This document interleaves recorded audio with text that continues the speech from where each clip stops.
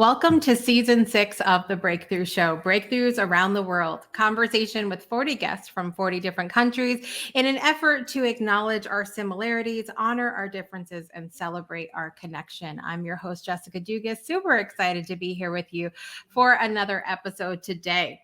For season 6, episode 20, we're having yet another moment where I realize this is my show and I can do what I want, which is amazing.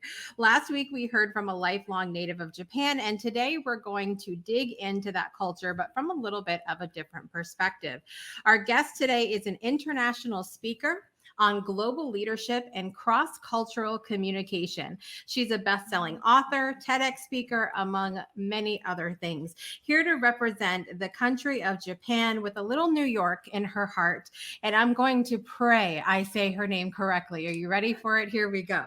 Natsuyo Nobumoto Lipschutz. Welcome to the show.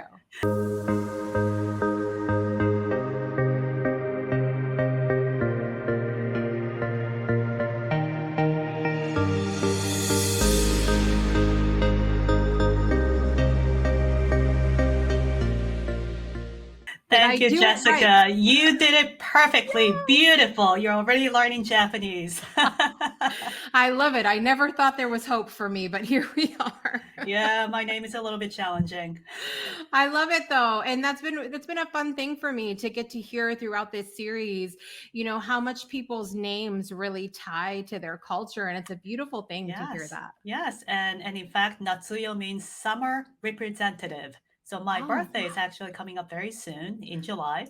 And yeah, I was just like you can guess, I was born in the summer. So that's why my name has summer in it. That's amazing. I think, you know, here in the States, we kind of have to dig a little bit deeper when it comes to our names, because a lot of times we're named things for really no good reason. So we have to... Sounds good. Yeah, it sounds like this is such a nice name. And then that's it. That's all we know. Oh, I love it. Well, I mean, with mine, Jessica was such a common name growing up. I graduated high school with 14 other Jessicas. So you're Jessica D. Yeah, well, with Jessica C at the time, but yeah, okay. I mean, it just... Yeah, it's usually either Jessica C or Jessica number 2 or something like that. Something, right. Or they'll come up with some kind of nickname, Jess, Jessie, Jay, something like that. But I'm so excited to have you here today because I was introduced to you from our mutual friend Scott Mason, who we love so much here on the Breakthrough Show Network. Love you, Scott. Yes, we love him so much. And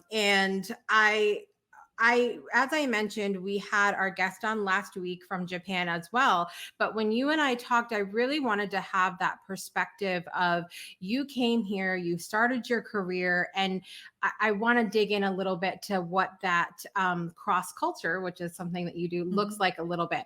But tell us first, to start us off, what you love most about Japan. Well, 3 things. Well, there are so many things, but I'm going to highlight 3 things. First and foremost, food. Yes. Food is just so amazing in Japan. And I'm not just talking about sushi or teriyaki, but everything, anything. Like let's say you go to Japan and you pick a random restaurant and you just go in there and order whatever. Or even going to 7-Eleven. And you would find some gourmet quality food, and it's just so amazing. So whenever I go back to Japan, I gain a couple pounds because the food is so good. And if you've been to London or Paris, you may know some department stores have the extensive food sections on a basement. And I'm not talking about food court that we have in the US, but Japanese department stores have amazing food sections, multiple floors, and every single showcases are so beautifully presented. So I just love food. So that's number 1. I listen. I'm here for with that. I should have brought a snack with me because now I'm going to get hungry. But I was mentioning last week as well about the bento boxes, and I saw you post one Yes. recently, and I just got done saying last week that I'm so jealous because it's so. I can't. I try. And last week, our guest was Makiko was talking about making little Pokemons and different things in Mm. there. I said, "What is this? I don't have time for this in the morning." Yeah, well, that reminds me of my second point. Actually, in the Japanese culture, seasons, every single one of the season is really woven into everyday Mm. life. Like bento, for example. If it's the springtime, you cut out a little cherry blossom shaped carrots and put it Oh, around there. Or if you go to some nice full course restaurant, you will see cherry blossoms tea, cherry blossoms mochi, and cherry blossoms uh, garnish on a little plate. mm. And we also have a tradition called hanami, which is flower viewing. And literally, you bring out a mat and you go outside, you put out the mat under the cherry blossom tree, and you eat bento outdoor and really admire the beautiful cherry blossom. So Wow. little things like that. Like every season, we have a tradition and little rituals and little delicate details here and there that you feel uh, the season. So that's beautiful about Japan. I And love also, that. yeah, and also the third thing about Japan is that we have a we culture. Mm, Um, it's a sense of community and sense of not just I do things on my own, but there's always someone helping you in the community, and you'll always have to think about others when you think about yourself. But not that's not to say you need to put yourself behind others, but y- you have to always think about the balance between yourself and we mm. as a community. So that's Right. really beautiful. I love that. I love that. And what you're talking about of kind of weaving the seasons through everything, I love that so much. And it seems to me that that is almost an intentional way that we can be more present. I get very frustrated here, and I'm sure you've noticed this being in the states now. That we will finish, say, Valentine's Day, and before Valentine's Day even finishes, there will be Easter things in the store. Like, Mm, we can't even enjoy the one one part of yeah. the year without already pushing to the next one. It's like, can we just slow down a little bit? Right, right. Yeah, around the Thanksgiving time is the same thing. Then Yes. Christmas shopping starts on Thanksgiving Day after the Thanksgiving Day, and it's like, wow, already? I eat too much to go to the store after after all that. Then don't go to Japan. You're gonna eat even more. I well, the interesting thing is, so we became in 2017, we became plant-based as a family. And I find myself eating a lot of different Asian cuisines a lot because it's rice, vegetables, a lot of things Mm. that we eat all the time. And so I think I'd be okay over there unless I got into the rice even more than I do now. I'm telling you, there are so many options Yeah. when it comes to food, and I mean, you have to stop me Yeah. talking about food, Japanese food. I can talk about food forever. That's okay. That's all right. We'll plan another show where we'll just Yeah, talk yeah, about food. absolutely. That's what we'll do. I love it. I want to talk a little bit about the what are because you came here to the United States, and obviously there are huge differences in culture. What are some of the biggest, I guess, shocks to you coming here? Like, what are the biggest things you've had to adjust to? Yeah, well, first of all, how I came into the US 27 years ago Mm, was kind of accidental, part planned, part accidental. So I was a college student, and I was looking for a job, and my father had a connection with the CEO of a big Japanese company here in New York, and One time he came to Tokyo for a business trip, and I met him over breakfast at a nice hotel, and we talked about all kinds of things. And at the end, he said, "So, what are you interested in doing? Where do you want to go?" And I said, "Well, Mr. Che, you live in New York, so I want to go to New York." And he says, "Okay, then done." I was like, "Oh, I guess I'm going to New York." It wasn't a joke. No, no. So it was kind of accidental. So I Yeah. wasn't really thinking about, okay, I want to go to New York, or I want to go to the US and do this and that. I had no plan. So I just Mhm. came. So I had no mental preparation Right. for different culture. And even a little thing, I keep going back to food, but when you when you go to a supermarket here in the States, I was shocked that everything was loose, like bananas. You see bananas loose Yeah. right there, and then you prick the number of bananas you want, Yeah. and you take them to the cash register, right? But in Yeah. Japan, everything is pretty, very pretty, prepackaged, so you can pick and choose. So you Yeah. just grab a bag. So I thought, wow, people are and picking and choosing the banana and grapes, and oh, they're eating grapes. You have to pay first. So I those just little want to things. say that we don't all do that. Like I just some of us Yeah. Americans are sitting back going, I'm not doing that. That's Yeah, not okay. yeah, good thing that's good that you don't do that. But that was a shock for me, and also I was in New York, so New York is a special place even Mm. within the U.S. and it's fast paced. So you would go to some sandwich shop, and I was taking my time looking at the menu, and they go next. I'm like, oh my god, I have to decide right on the spot. And what kind of cheese? Oh, I don't know. There are choices. What kind of cheeses do you have? Like they and they roll their Yeah. eyes, right? Yeah.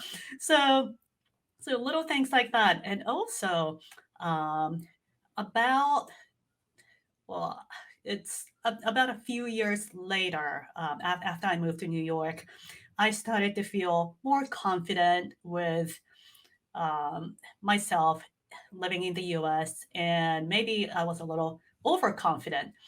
And my communication started to become a little too direct, too aggressive. So, Mm. from the very polite Japanese way all the way to the direct, aggressive, Next. like, yeah. Yeah. And it wasn't really an American way of Yeah. communicating, but I just took the aggressive part as as if that's the way you have to incorporate into yourself and be strong and survive in Yeah. this New York City.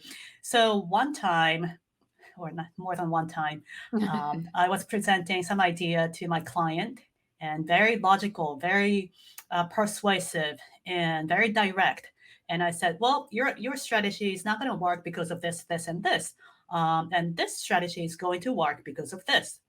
And I thought I did a great job, but the president of that company, and that company is a really traditional Japanese company with Mm. 400-year-old tradition. And at the end of my presentation, I was called over privately, and he says, "Who do you think you are?" Oh. And I said, "Well, I'm your consultant. You hire me. Who do you think you are?" Mm. All in my head, right? Yeah. And then he says, "You embarrass me. You're fired." Wow. Just like that. So I, I mean, thinking back, my strategy was really great, but the way I communicated was so wrong in their eyes. I didn't know how to adjust my communication. I just I just communicated my idea very, very directly, not thinking about the we culture. I was thinking about I'm going to present you this great strategy. And so I made a lot of communication mistakes, and that was a shock for me that I, as a Japanese person, had a communication conflict with a Japanese person because Mm. I shifted 180 degrees. So now I found a balance between both communication styles, both cultures, and how to adjust my communication approach so that my message is heard and also acted upon. Hmm. And that's what I talk about as a keynote speaker. I love that. I love that. Was there anything else that you maybe were challenged in as far as meshing the two cultures together? Like, did you ever have a time where you're like, well, I don't feel American and now I feel like I'm too far gone from Japan? Like, how do I even do this? Have you ever felt that way? And what did you sort of do about it? Yeah, I feel that way all the time. Yeah. One key is to kind of step back and analyze your situation you're put in. For example, if you feel that there's a huge difference between the other person and yourself, or you're confused about, oh, what's my identity, or what how do I adjust myself, then step back and analyze, okay, where is this person in the communication style, what's their style. Oh, that's interesting, there is a difference between that person and myself, and be a little bit curious about why that person is different, and then you can sort of make an adjustment. And it's a trial and error. Your adjustment may not be correct all the time, it may not be spot on. But as you put into your practice to adjust, to analyze and adjust your communication approach, then you are getting better and better at sensing what the difference is and how to adjust yourself. And you get a little faster to do that. Yeah. If someone was to say to you right now, what does it mean to you to be yourself? What does that mean to you? Wow. What does that mean to you to be yourself? I think to be courageous, to be vulnerable. Um, I think the definition of a strong person is to be vulnerable, because it takes a lot of courage and um, sense of security, right? To really open up yourself and reveal yourself and show your weakness, and admit your weakness. But as a professional speaker, I tell a lot of stories. And when I tell stories, and I tell this to my clients too, that you really need to be able to go deep into yourself and be willing to open up yourself and be vulnerable. And that's when you can connect heart to heart with your audience. So be vulnerable is about being true to yourself. I love that. I love that. And that's how we experience breakthroughs. It's when we allow ourselves to be authentic, be who we Yes. are, be vulnerable. And then when we share those stories, it's a whole moment for ourselves in a very healing way. And then also for other people listening to our stories, because then they don't feel alone anymore. And they feel Right. like, I can do this because you're doing it. And it's good. Breakthroughs are about more than you might think. They're about discovering who you are, digging deep, reaching to the core of your soul. They're about healing yourself, understanding your beliefs, creating a ripple effect. And it's not just those initial moments that matter. It's about using them to bring more joy into our own lives and the lives of others. It's about having fun, letting loose, enjoying every moment life has to offer. It's about finding a safe space. It's about creating connection.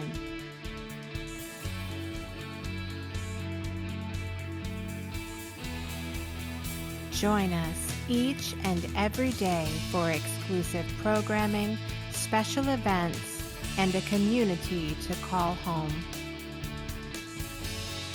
where we invite you to explore, Change the way you look at and live your life and go beyond the breakthrough.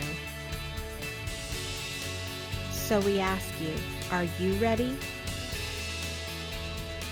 We'll see you online at thebreakthroughshow.com.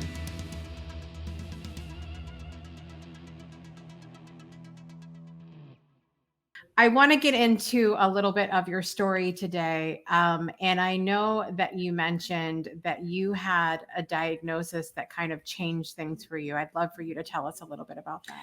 Yeah, it was February 6th, 2017. Very specific. It was a heavy snow day, and my then 5-year-old daughter was off from school because of the snow. And we were planning to go sledding with our friends. And then my cell phone rings, and it was from my doctor. And I had taken a mammogram a week before. And the doctor says, we found cancer. Wow. And I'm holding my phone, and my daughter was right there getting ready to go sledding. So two things came to my mind. And the first thing was obviously about my daughter. I can't, I just talked about vulnerability, but at that moment, I felt I really need to be strong. I can't show my vulnerability. I can't scare her with what's going on. So I have to stay put. So that's the first thing. And it's like a mother's instinct. Yeah. And the second thing that came to my mind was this is going to be a great story to tell. Mhm. And I thought, wow, I surprised myself. Wow, I think that way. This is a great story, and I want to tell stories about what I'm going through. Then I must be a speaker, and I have to become a professional speaker. So that was my calling. So because of the diagnosis of breast cancer, I reconfirmed to myself what my life mission is. And I felt speaking about my experience may heal others, like you just said, And when I started to tell my stories, they were healed, but at the same time, I was healed too, because I felt connection. And you know, many people may think that speaking is some one-way communication. You're on stage and you're telling your story to multiple people at the same time, and it's one directional. No, not at all. It's two directions. It's speaking is just a tool to connect with your audience's hearts simultaneously. So what I envision is there's a lot of threads coming out of my heart and connecting all at the same time with everyone's hearts. And that's what I felt like. And when that connection is established, I felt I was being healed. So speaking is healing. Yeah. So that's when I had breast cancer, I really realized that, yeah, this is my calling. So I'm going to make it my profession. That's amazing. That's amazing. I can really relate to the mom part that you shared about when you are experiencing a health challenge and you're like, look, I just have to hold it together. I just have to be the rock, the strong person. And but you can do that and also be vulnerable with your children at the same time, right? Like you can say, you can have those moments where you're like, okay, mom's not feeling 100% today, but they still see you. Like, I think it's so important for them to see us take that self-care time and take care of ourselves, because then they know that that's okay too, right? Yeah, absolutely. And a few days later, actually, or about a week later, I decided to tell my daughter about, what's happening. And not in a scary way. I kept it still a little bit vague, but I started crying. And my daughter Lena said, "Do you hurt?" And I said, "No, I love you." And I started, I can cry again, but I started to cry again. And Lena was looking at me and she says, "I love me too." And she made me laugh. And she, you know, it's amazing what surprising words come out of little kids' mouths. But she was trying to lift me up, Yeah. and and she did it. I started laughing. I was crying, and then I started laughing, and she was laughing, and I felt, oh, it's okay to be vulnerable. It's okay to show my tears in front of my daughter, and it's okay to be weak and vulnerable. And that's when you feel like you're on the rock bottom, that's when you find something in you, or you find the light inside of you, and that's how you get back up. Right. Yeah. It's so I'm over here crying too. You're not, you're not alone with that one. Because really I think of how many times, my children have lifted me up as well, and in some of the most challenging times. And I realized that they're not looking for us to be what we expect ourselves to be as a parent. Right. They want us to be okay. They want us to be as happy as we want them to be happy. And so when I allow myself to just relax a little bit and not Yeah. expect so much of myself, it goes a Right. little bit better. Yeah, and that, I want to teach my child that too. It's Yeah. okay to be vulnerable. It's okay to be not okay. Yeah. Yeah. Yeah. Well, I know that you have been working on speaking. How has everything gone with that health journey as you were? Because I can't imagine being like, okay, well, now I have cancer and I want to be a speaker. Like, how did you sort of balance that out a little bit, I guess? Well, actually, it was not a balance. It was like speaking was what was holding me up. Yeah. Yeah. So in between surgeries, I had mastectomy and then reconstruction surgery number 1 and number 2. So in between surgeries, I was competing in speech contest and different rounds and rounds. And one of my coaches told me at that time, "Well, you're going through a tough time. So why do you have to do this? You don't have to do this. Right. Just relax and get better." But I said, no, that's exactly why I need to be speaking, because I need support. I need connections, and I need to be healed.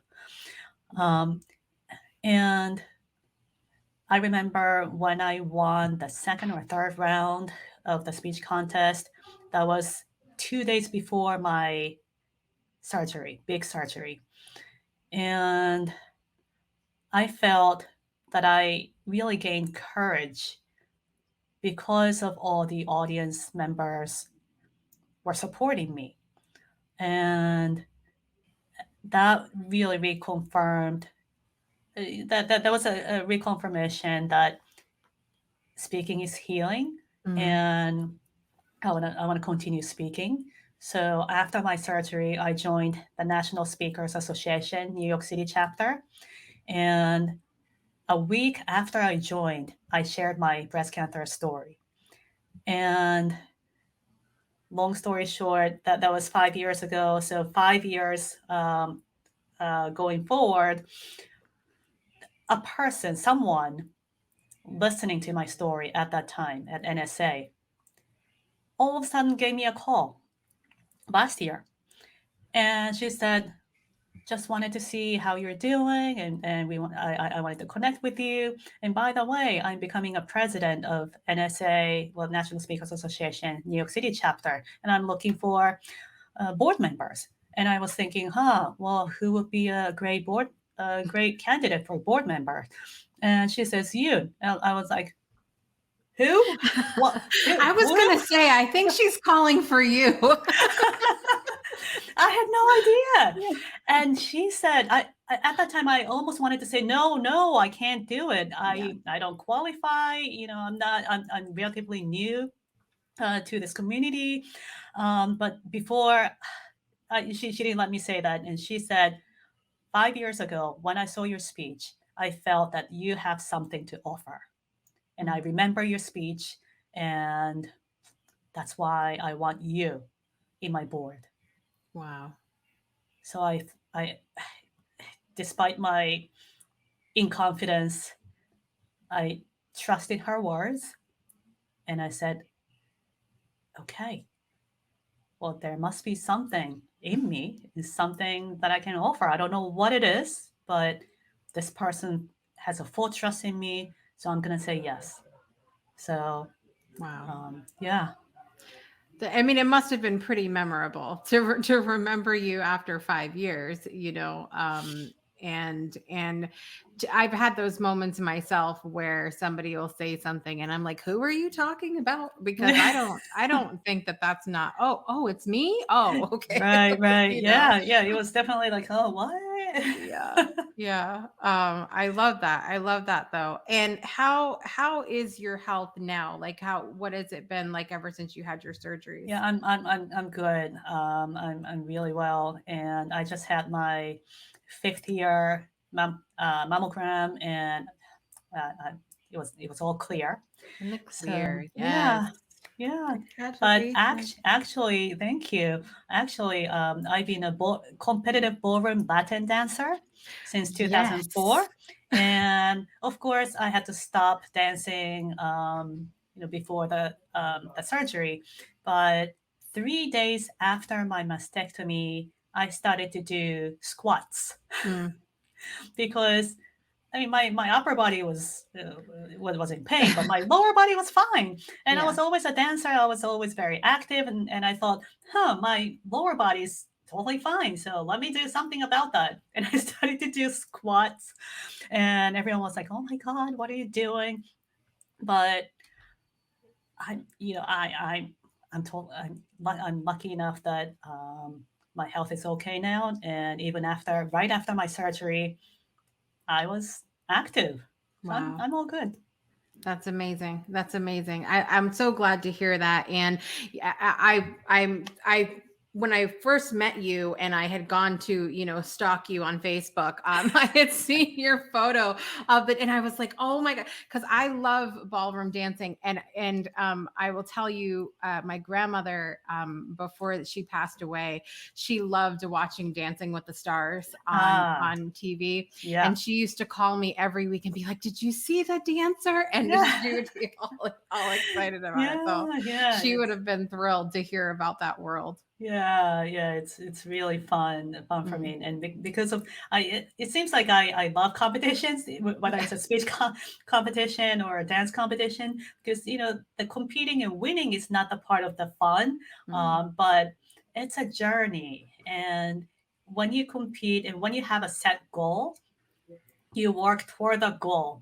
And when you compete and whatever the placement is, I mean, the judges are human too, so sometimes you don't get the award you want, right? The same thing in life. But what you learn from competing or preparing for competition is you understand where you are and what's your maximum and what you have to do to go past your current maximum so that you can push yourself further. And after the competition, things at the competition, you don't really perform as well as you practiced usually. So you can reflect back on what was not working and what was working and set another goal. So that's what I enjoy about competitions, whether it's a speaking or dancing or whatever competition you might be interested in. I love that. Do you picture yourself ever dancing again in that way, or is it kind of like that's a different part of your life now? Well, right now I'm dancing once a week or sometimes twice a month ish, every other week, just to keep up with dancing. Yeah. But when my now 10-year-old daughter grows up and when I have all the free time and money, Yeah. I may go back to competitions. Yeah. Yeah. That'll be awesome. And now that I'm moving up north, I will come see. I will come Oh to the yes, competition and watch. yes, That'll be amazing. yeah, that'll be That'll fun. be awesome. Um, let me ask you about the cross culture part of the communication that you talk about. What do you see as some of our biggest challenges in being able to communicate with each other with different cultures? Yeah, the biggest challenge is, it may sound a little basic, but the how you see yourself. I'm a little Mhm. bit vague, so let me clarify. Yeah. No, you have your own communication styles or your value Mhm. system, and over the years, so many things or so many people influence you to form your own value system, but Mm. that becomes your norm. And it's a human nature to assume that, oh, my norm is the norm, Right. and they're wrong, I'm right. Or if you don't go that far, oh, that's different. That's, that's not the way I do it, or that's Mm. not the way I think. But that becomes the first blockage of effective cross cultural communication, because in different cultures, your common sense may not be so common. Mm. So you Yes. can say, doubting your common sense is a first step, or I call it the three-step process of effective cross-cultural communication. And the first step is to acknowledge that you're different than them. And of course, there's a discussion about, oh, it's we have to form a we culture. Mm. It's the dividing we and them are not good.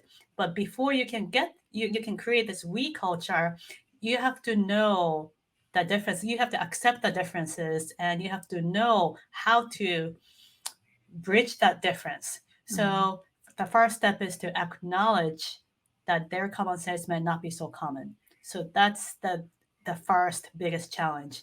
And then you can analyze the communication gap. And when I do corporate trainings, I use certain cross-cultural tools to systematically analyze where they are and where you are, so Mm. that you can see the gap. And so analyze is the second step. And when you identify the difference, then you have to adapt your approach. And there are so many different ways to adapt your approach, whether you're talking to someone one-on-one, or you're facilitating a discussion in a group, or you're presenting. There are many different tactics that I teach in trainings. But the acknowledge, analyze, and adapt are the three steps you need to go through. Mm. And going back to your question, the first step, acknowledge, is, it sounds easy, but that's the biggest challenge in most of the cross-cultural situations. Mm. I love how you said that because, one of the things that we've talked about often on this show is how, we are born with two eyes, two ears, and one mouth, but we do an awful lot of talking. We do a lot more talking than we do listening.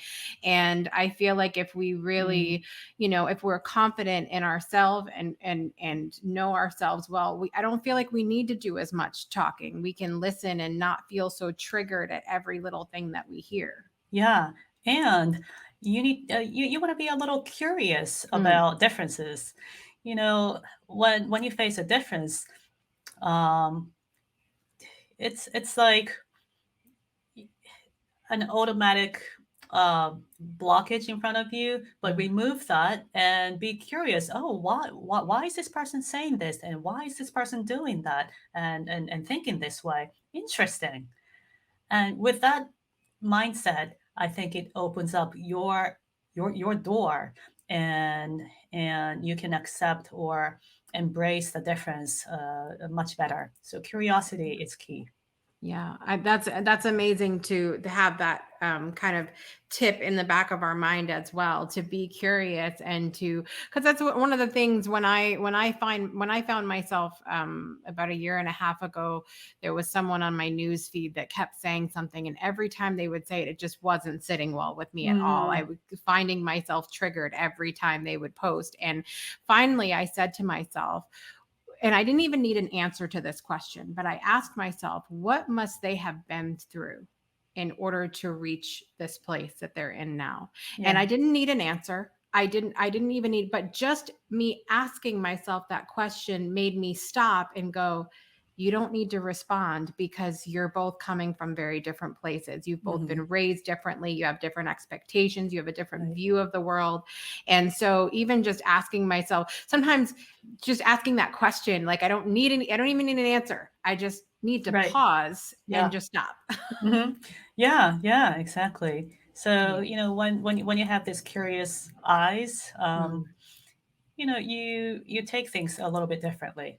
Right. And you can think about the different perspectives from a different, their shoes. Yeah. Well, we definitely need these reminders today. That's all I'm going to say about that. We definitely need these reminders, because we're going to continue. I was reminded this morning by a friend of mine, the only thing that is constant in this life is change. And so we're going to continue to find these issues come up in the world that we're going to be upset about. And we're not guaranteed that anybody's going to agree with us. So we need to have these conversations that encourage us to communicate more effectively, so that we don't have, if I can't handle any more hatred in this world. I can't. Yeah. I can't. Yeah, I know. It's hard.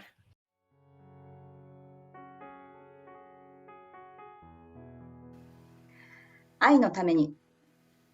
私は愛のために立つ。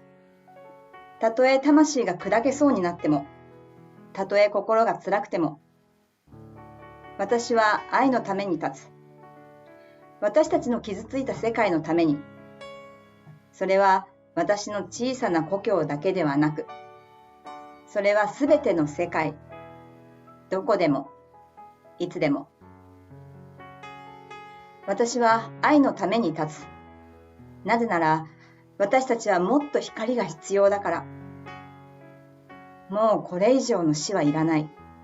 これ以上の支配はいらない。これ以上の爆弾はいらない。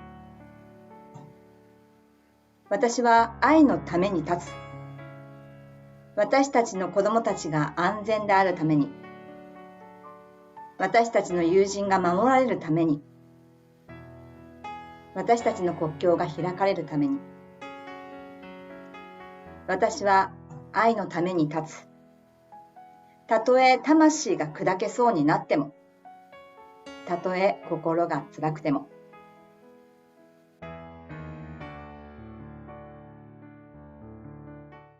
It's hard. It is. Well, I'm excited because I want to get to our 10 quick fire questions with you, Natsuyo. Okay, all right. Are you ready? I'm not sure. Okay. It'll be great. All right, here we go. Number 1, what is your morning beverage of choice? Tea. Japanese tea. There we go. Easy.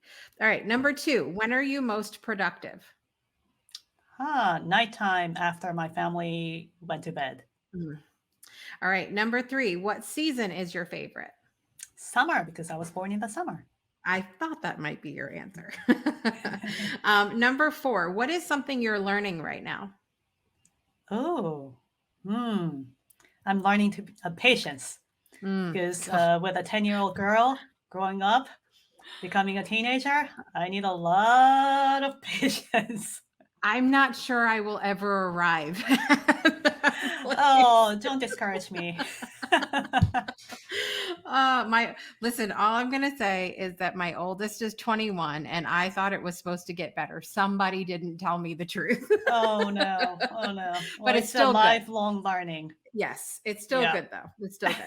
All right. Number 5, what were your best and worst subjects when you were in school? Huh.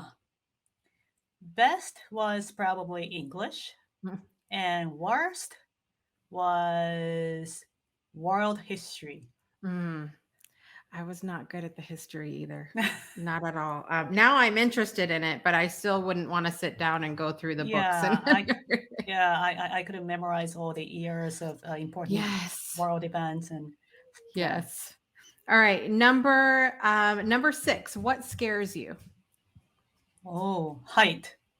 Me too. Me And too. especially if there's no wall or something. There's a Yes. glass floor thing on the tall high rises, and you're supposed to look down, and that's supposed to be fun. It's not fun. It's not fun for me either. Now you're in New York. Have you been to the Empire State Building to the Oh top? yeah, yeah. And there's also the view, and the summit, and those are Yeah, relatively I don't like new any of buildings. that. I've been there. I was like, I don't know how many feet apart, and I was kind of looking at, yeah, That's me. I've been here. I've been here. That's me. Like, Yeah, that's I nice. came here. I did it. Got the t-shirt. Check. We're done. I love it. All right. Number 7. Have you ever been in love? Oh, yes. Very good. Very good. All right. Number 8. What inspires you? Wow,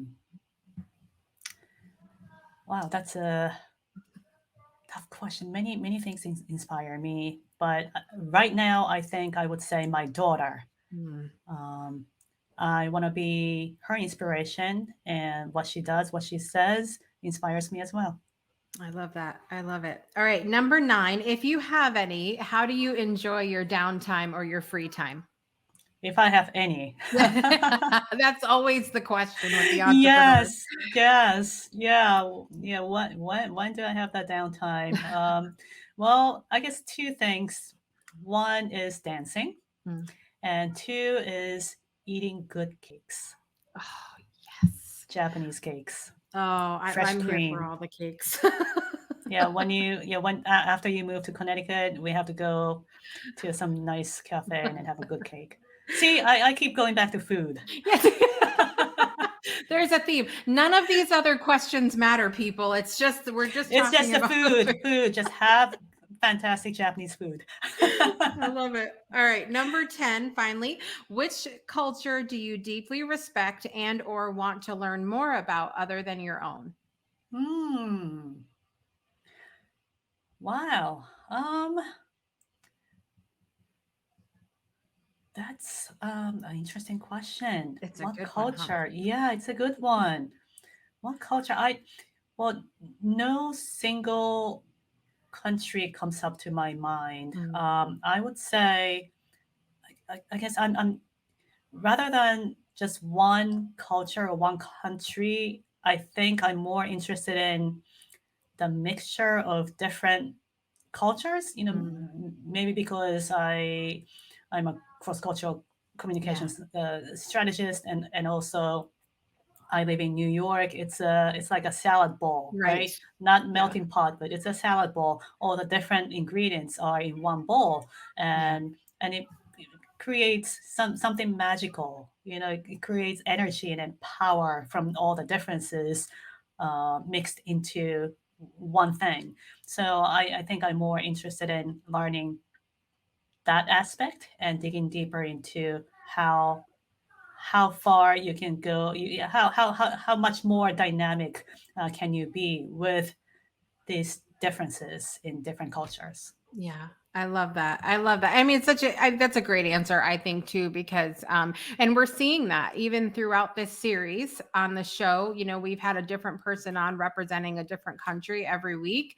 And we're seeing that sort of meshing of different cultures, even within every country. And so even when I get someone on the show who is native to where they are, all of their family's ever been there, you still see that sort of beautiful coming together of cultures, which is really cool to see. But I also love to see how the different cultures still are hanging on to some of that tradition and stuff as well, to still make them the unique cultures that they are. Yeah.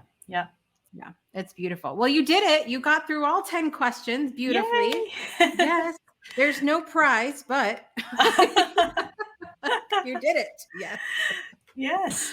I love it. Well, I would love for everybody to visit you on your website, which I'm going to put down below there. Tell everybody what they can find there. Yes. So you can find me on LinkedIn as well. You can connect with me, and on my website natsuyolipschutz.us, you can find my speaking videos, as well as, if you're interested, private coaching programs and self-guided e-learning program called the Art of Persuasive Speaking in Global Business. So it's a self-guided e-learning program which you can learn all the foundations of presentation skills for global leaders, and you can learn at your own pace. And it also covers cross-cultural. Oh, thank you for that. It not only covers the public speaking skills, but also cross-cultural communication skills, that 3 A's I talked about, and logical thinking skills, how to apply the logical thinking to craft your message, and also how to tell a great story in a business setting. So cross-culture, logical thinking, storytelling, those three combined into one program. And I think it's a very unique perspectives that I have as a bicultural, bilingual professional speaker. I love that. I love it. And I also love your logo for your site at the top here, because it shows the your name, but then the center has the Japanese Yes. word as well, which Yes. is really, really nice. I love that. Love Thank it. you. Well, we would love for everybody to visit Natsuyo there as well. And I just want to thank you so much for spending some time with me today. It was a lot of fun, and we Yes. cried, which we said we were going to do. So Yeah, we laughed a lot too. We laughed Yes. and cried, and yeah. Well, thank you so much for having me. It was so much fun. Absolutely. Absolutely. Anytime. And I can't wait to get to see you now that we're going to be in the same part of the world. It'll be good. Yes, and cakes. Yes, there will be cake. There will be cake. Thank you guys so much for watching or listening wherever you are in the world today. I want to remind you that you can join our community at any time by going to bit.ly/Discord Breakthrough, bit.ly/Discord Breakthrough. We would love to have you there to hang out, talk to other fans of the show. We have lots of fun events going on. We'd love for you to be a part of it. I want to thank you all for watching or listening wherever you are in the world today. We'll be back next week for another episode. I'm your host, Jessica Dugas, and I want to remind you to make joy a priority in your life and make every day a great day for a breakthrough. We'll see you.